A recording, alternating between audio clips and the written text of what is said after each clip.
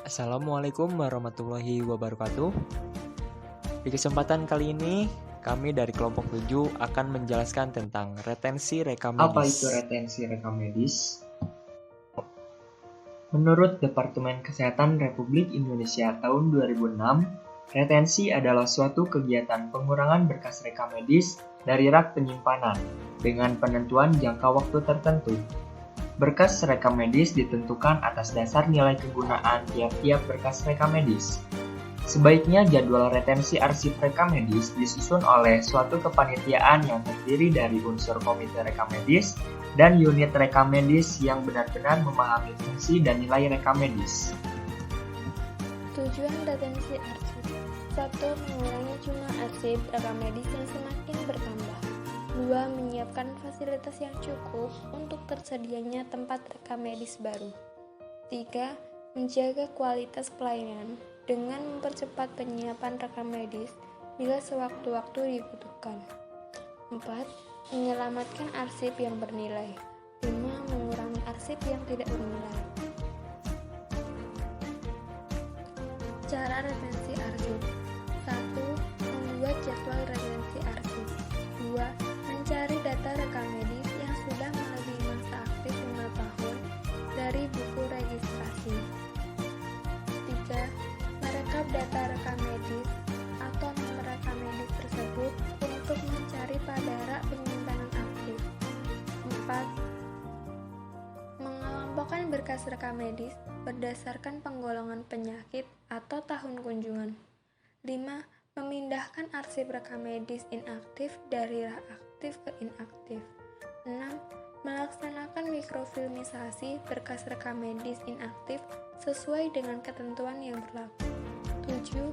Memusnahkan berkas rekam medis yang dimikrofilmisasi dengan cara yang telah ditentukan. Secara umum, hingga saat ini, profesi perekam medis masih menganut acuan umum yang menyatakan bahwa berkas rekam medis disimpan minimal 5 tahun sejak tanggal terakhir pasien berobat atau sejak pasien meninggal dunia. Dalam surat edaran Direktur Jenderal Pelayanan Medik nomor .hk.00.1.5.011160 tahun 1995 disebutkan pula mengenai jadwal retensi arsip atau JRA berkas rekam medis.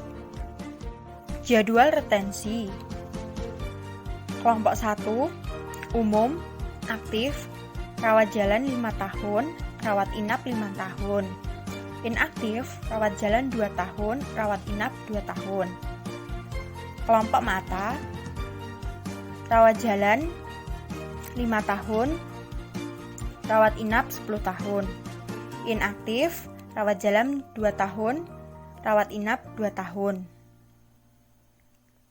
Kelompok jiwa, aktif, rawat jalan 10 tahun, rawat inap 5 tahun. Inaktif, rawat jalan 5 tahun, rawat inap 5 tahun, dan sebagainya.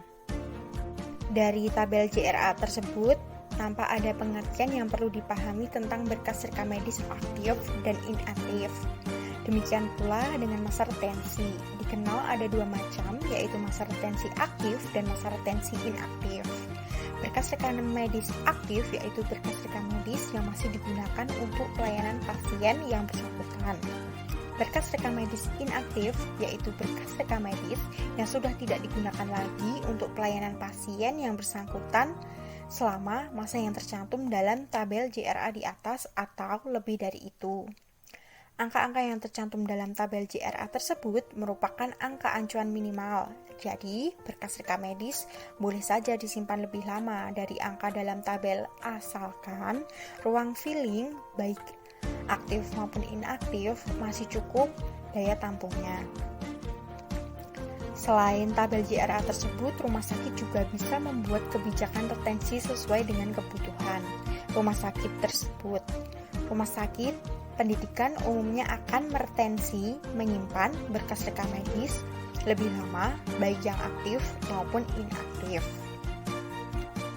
berkas rekam medis kasus hukum mediko-legal, misalnya kasus pembunuhan, penganiayaan, pemerkosaan, pengguguran kandungan, harus diretensi minimal 20 tahun sebagai berkas aktif. Kasus-kasus tersebut yang dianggap sangat bernilai, misalnya kasus HIV/AIDS, operasi pemisahan kembar siam, operasi penyesuaian organ kelamin, gender reassignment, SAR, flu buruk, dan sebagainya, umumnya akan disimpan selamanya karena memiliki nilai keilmuan kedokteran yang masih terus berkembang. Berkas rekam medis seperti ini tidak dimusnahkan dan akan terus diretensi atau disebut juga diabadikan. Pemindahan berkas rekam medis aktif menjadi berkas rekam medis inaktif. 1. Dilihat hari tanggal kunjungan terakhir.